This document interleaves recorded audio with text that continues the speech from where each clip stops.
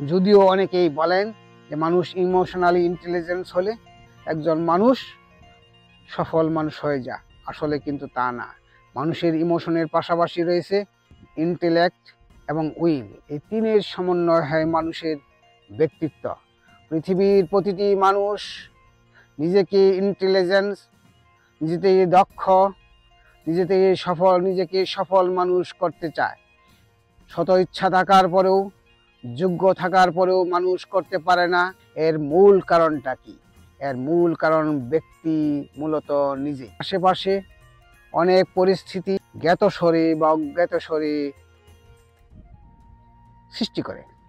আর সবচেয়ে বড় যে প্রবলেমটা হলো যে আমরা নিজেরা পরিস্থিতিকে বুঝতে পারি না।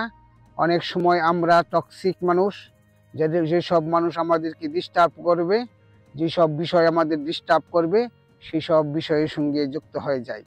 এবং এসব যুক্ত হওয়ার পর কিন্তু আমরা যখন ইমোশনগুলো এক্সাইটেড অবস্থা থাকে, তখন আমরা হ্যান্ডেল করতে না পেরে আরও যুগপতভাবে ঝামেলায় যুক্ত হওয়ার কারণে ইমোশনালি আমরা ফলেন হয়ে যাই এবং আমরা কিন্তু যত্রতত্র এমন সব ঘটনা ঘটাই যা হাস্যকর হয়ে যায়।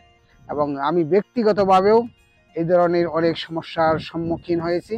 শুধু আমি নয়, পৃথিবীর প্রতিটি মানুষই অনিচ্ছা থাকার পরেও অনেক রকম ঝামেলায় যুক্ত হয়। এইসব ঝামেলা থেকে আমাদেরকে অবশ্যই অবশ্যই অবশ্যই মুক্ত থাকতে হবে, না হলে কিন্তু আমরা ইমোশনালি ইন্টেলিজেন্স হতে পারবো না।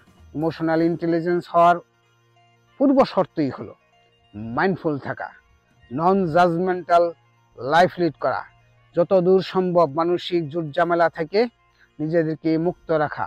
আর এটার মুক্ত রাখার প্রথম ও প্রধান শর্ত হলো নিজের মন এবং শরীরকে একসঙ্গে রাখা। আর এটার জন্য দরকার বর্তমানে থাকা। আর কাজটা খুবই সহজ কাজ, কিন্তু আবার পৃথিবীর সবচেয়ে কঠিন কাজ। কারণ যখন আপনি জাজমেন্ট করবেন, যখন আপনি স্বার্থপরতা চর্চা করবেন বা আত্মকদিকতা চর্চা করবেন, তখনই আপনার মনের ভিতর অনেক প্রকার কন্ডিশন, অনেক প্রকার ঝামেলা যুক্ত হয়ে যাবে। সেই যুক্ত হওয়ার পর কিন্তু আপনি আর মাইন্ডফুল থাকতে পারবেন না। আপনি আর কখনোই সুস্থির একজন শান্ত মানুষ থাকতে পারবেন না। ফলত কিন্তু আপনার ভিতর যে ইমোশনগুলি আছে সেগুলোকে আপনি বুঝতে পারবেন না। বুঝতে পারলেও সেগুলিকে সঠিক এবং সুন্দরভাবে হ্যান্ডেল করতে পারবেন না, যার ফলশ্রুতিতে আপনি ইমোশনালি ইন্টেলিজেন্স হতে পারবেন না। হলেও আপনি সেগুলোকে হ্যান্ডেল করতে পারবেন না।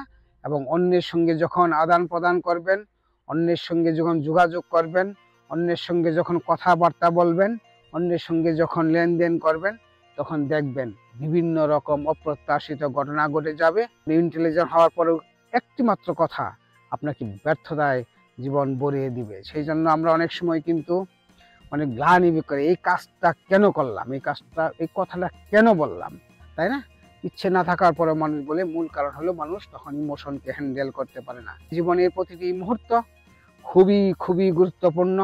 প্রতিটি সম্পর্ক, প্রতিটি লেনদেন, প্রতিটি মানুষ কিন্তু খুবই খুবই ইম্পর্টেন্ট মানুষ। আমরা অনেক সময় ভেবে নেই যেটা হবে না, এটা দরকার নাই, এটা কি খুব তুচ্ছতাচ্ছিল্য করি। কিন্তু এই ছোট একটা ঘটনা অনেক সময় কিন্তু সারা জীবন আপনাকে করে করে খাবে।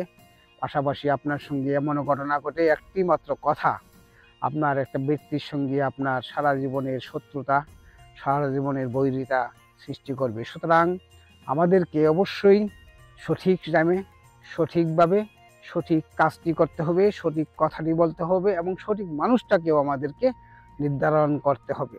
যে মানুষটা আপনাকে ইমোশনালি অ্যাটাক করে, টক্সিক করে, যত্রতত্র সমালোচনা করে, যত্রতত্র ডিস্টার্ব করে, সেই সব মানুষকে যতদূর সম্ভব আমাদেরকে এড়িয়ে চলতে হবে।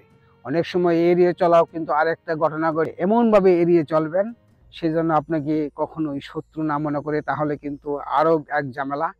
সে কিন্তু আপনাকে একেবারে প্রকাশ্যে যখন শত্রু ঘোষণা করবে, এক ধরনের যুদ্ধের মতো যত্রতত্র এটা সেটা একজনকে আরেকজন বলে বেড়াবে, আর আপনার মনের ভিতর আরও নেগেটিভিটি গ্রো আপ করবে। আপনি কিন্তু অতীতে যাবেন, না হলে ভবিষ্যতের ভয়ে থাকবেন, অথবা যত্রতত্র আপনার মানসিকতার ফল ঘটবে এবং আপনি কিন্তু মাইন্ডফুল থাকতে পারবেন না।